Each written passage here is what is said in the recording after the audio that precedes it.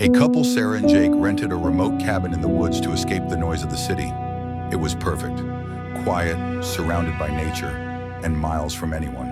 Or so they thought. On the first night, Sarah noticed something odd. A light flickered deep in the woods. Jake shrugged it off, saying it was probably a reflection from a distant house. But Sarah swore there were no other houses for miles. The next morning, Jake went out to gather firewood. Sarah stayed behind, sipping her coffee. As she gazed out the window, she noticed footprints in the snow leading toward the cabin, but none leading away. Chilled, she locked the doors and waited for Jake. When he returned, he laughed it off, suggesting they were probably from a hunter passing through. But that night, things escalated. While they were sitting by the fire, they heard it, a faint knock on the back door. Jake grabbed a flashlight and swung the door open, but there was no one there. Just the cold, dark woods. Sarah insisted they call the rental owner, but when Jake tried his phone, there was no signal. "We'll leave first thing in the morning," he assured her. That night, Sarah couldn't sleep. She kept hearing faint noises, creaking floorboards, the sound of soft breathing that wasn't hers or Jake's.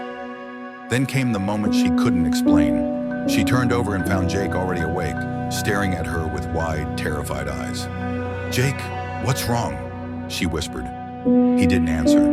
Instead, he slowly raised his hand and pointed behind her. Heart pounding, Sarah turned. A shadowy figure stood in the corner of the room, motionless. Sarah screamed, but when Jake grabbed the flashlight and turned it on, the corner was empty. No one was there.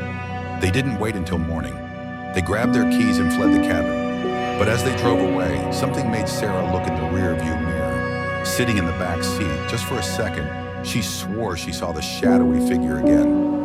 The next day, they called the rental owner, demanding answers. The owner was confused. "You're saying someone was in the cabin? That's impossible," he said, but his voice dropped.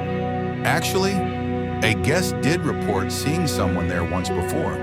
They said it felt like the cabin itself didn't want them to leave."